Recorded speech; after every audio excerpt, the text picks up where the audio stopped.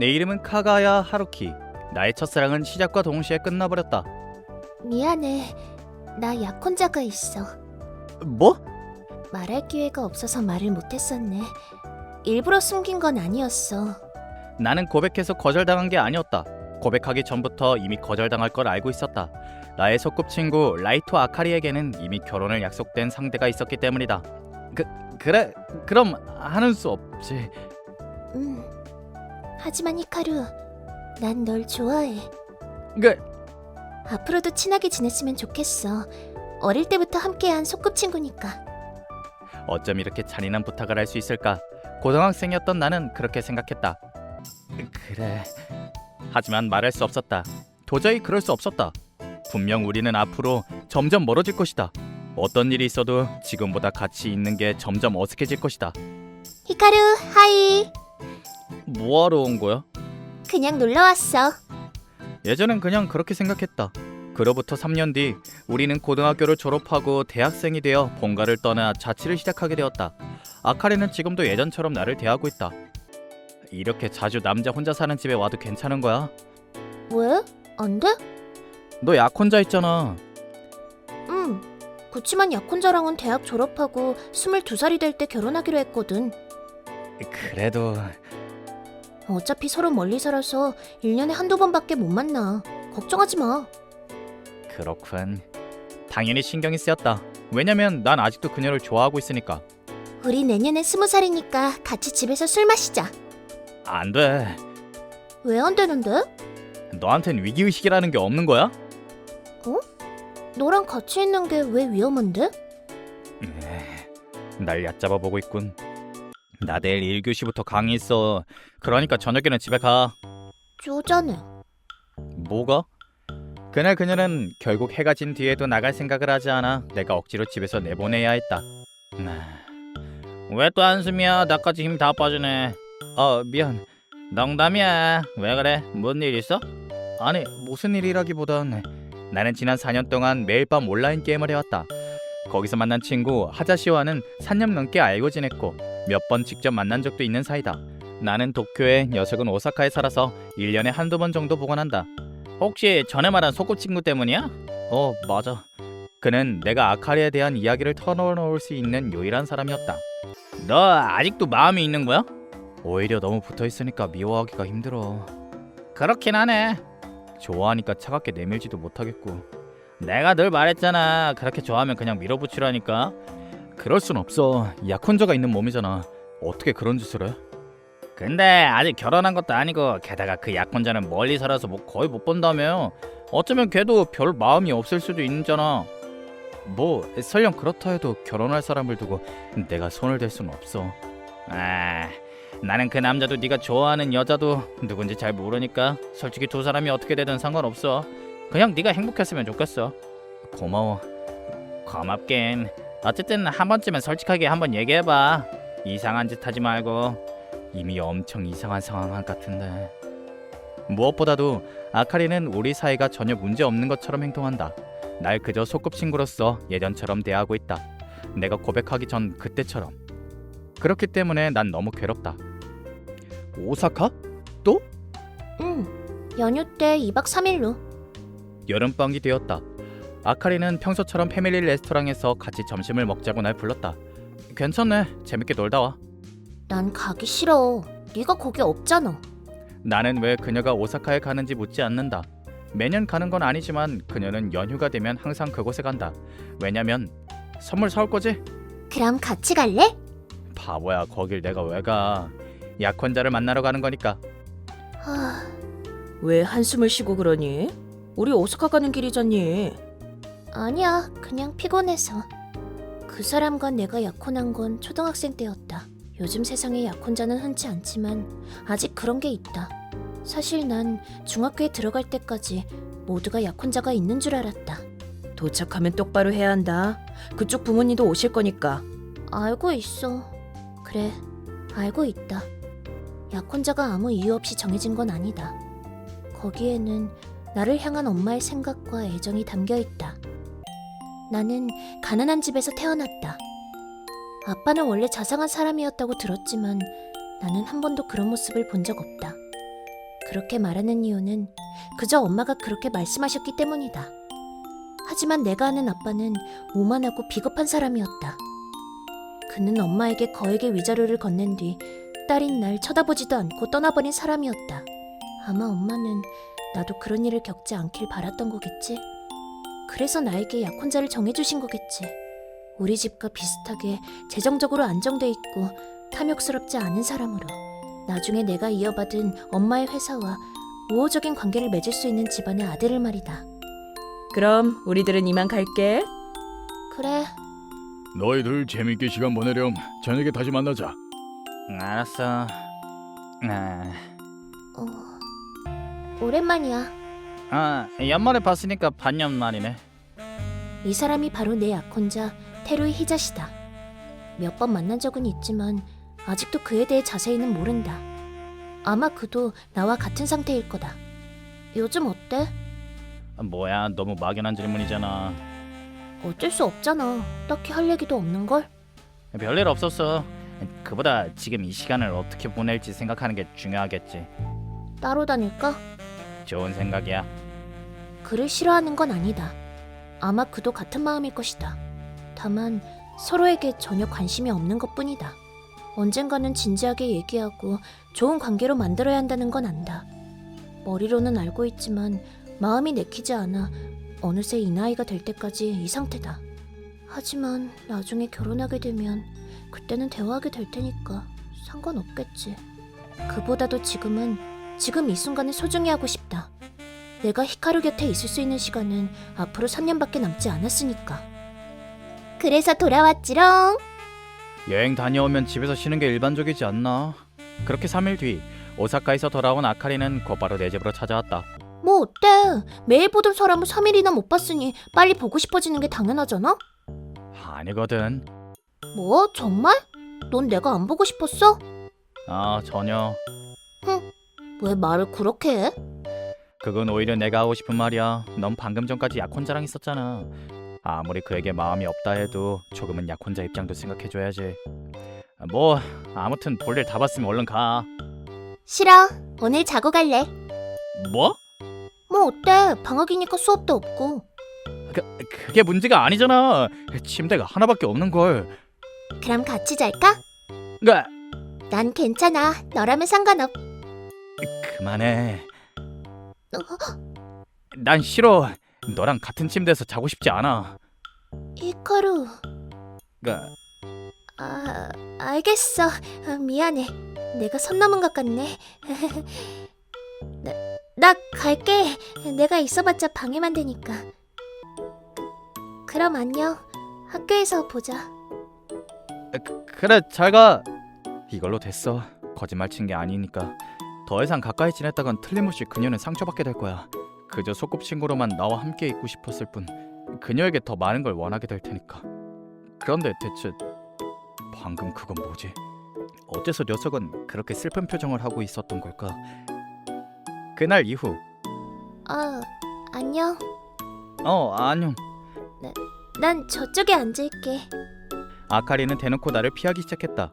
예전엔 강의 시간만 되면 항상 내 옆자리에 앉았지만 지금은 멀찍이 떨어져 앉기 시작했다. 강의가 끝나면 곧바로 강의실을 나갔고 내 눈에 띄지 않도록 곧바로 자리를 떠났다. 그건 상관없다. 오히려 그건 3년 전부터 내가 바라던 일이었으니까. 슬프고 아쉬운 일이지만 그녀를 다치게 하지 않기 위해서, 그녀의 행복을 위해선 꼭 필요한 일이니까. 하지만 항상 나랑 같이 먹던 점심을 쓸쓸히 혼자 먹고 있는 모습이 마음이 아팠다. 잠깐이었지만 나를 보고 웃던 그녀가 금세 슬픈 표정으로 변하는 모습을 보고 그녀의 마음이 이미 무너져 내렸다는 사실을 느낄 수 있었다. 관두자. 나는 너에게 그냥 소꿉친구일 뿐이야. 어차피 3년 뒤에는 우리 멀어질 테니까. 그러니까 그렇게 슬퍼하지 말아줘. 나 어떡하지? 그걸 내가 어떻게 알아? 이런 얘기 할 수 있는 사람은 너밖에 없단 말이야. 그렇게 말해줘서 고마워. 하지만 나도 해줄 말이 별로 없네. 붙잡고 싶다면 그냥 밀어붙이는 수밖에 없어. 그건 안 돼.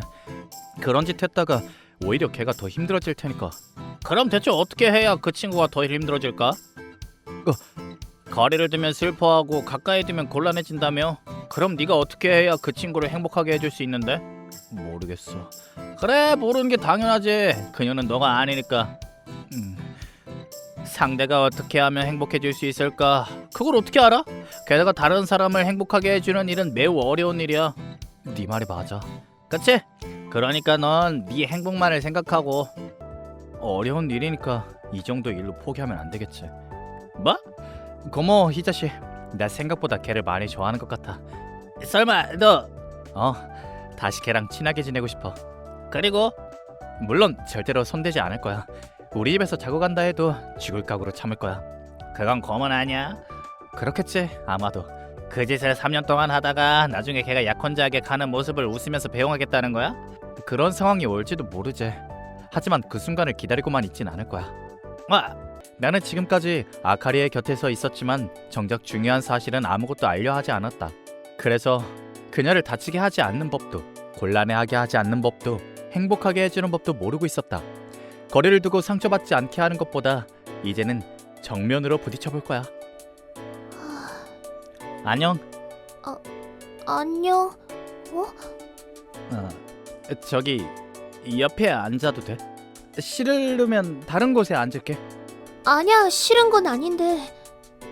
그럼 너 괜찮아? 난 괜찮아. 어, 그날 그렇게 말해서 미안했어. 하지만 그렇게 안 했으면 난... 난 네가 날 미워하는 줄 알았어.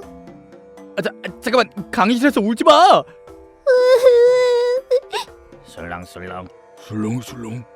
이런, 주변 사람들이 술렁술렁이라고 중얼거리면서 술렁이고 있어. 일단 나가서 얘기하자. 응. 술렁술렁. 이런, 먼저 선수 쳤군. 대박. 이제 좀 괜찮아? 응. 아, 다행이야, 정말. 날 미워하는 게 아니었구나. 내가 피해 다닌 게 아카리에겐 무척 괴로운 일이었던 모양이다. 나 계속 후회했어. 네 고백을 거절해놓고 항상 옆에 있었잖아. 그게 너한테 너무 괴로운 일이었을까 봐. 아카리. 어? 사실 나 아직도 널 좋아해. 그래서 네가 말한 것처럼 네가 내 옆에 있는 게 솔직히 괴로워. 손대면 안 된다는 걸 알지만 참기 힘들어. 그랬지? 근데 아카리, 넌 날 어떻게 생각해? 어? 넌 약혼자가 있다고 내 고백을 거절했잖아. 하지만 정작 네 마음이 어떤지 들어보지 않았어.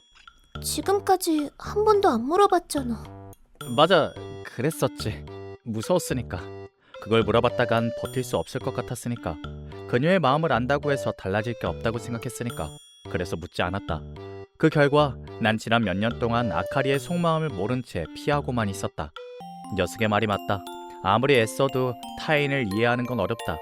내가 정말 아카리를 사랑한다면 그녀와 직접 이야기하는 수밖에 없다. 듣고 후회하지 않을 거지?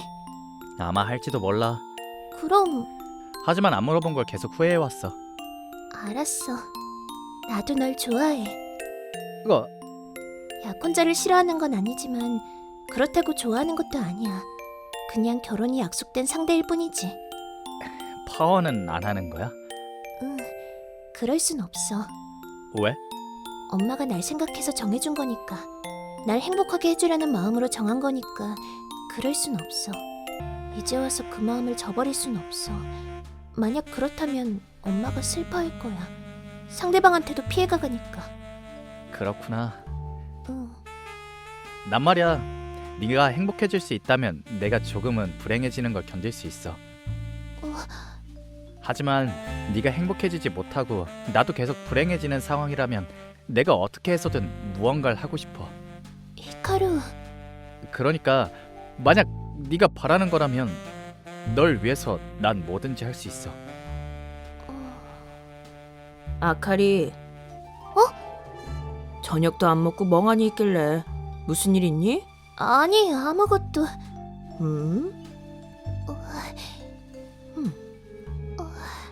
실은 드디어 입을 열었구나. 어, 그래. 그래서 무슨 일이니? 얘기해 보렴. 나 약혼 파토내도 될까? 그러던지. 알아. 이제 와서 이런 말 해도 안 된다는... 뭐라고? 괜찮단다. 사랑하지도 않는 사람과 결혼하는 게 무슨 의미가 있겠니? 네가 계속 아무 말도 안 하고 있길래 그냥 두고 있었던 거야. 뭐? 그치만... 게다가 처음 약혼 얘기할 때 너한테 괜찮냐고 물어봤잖니?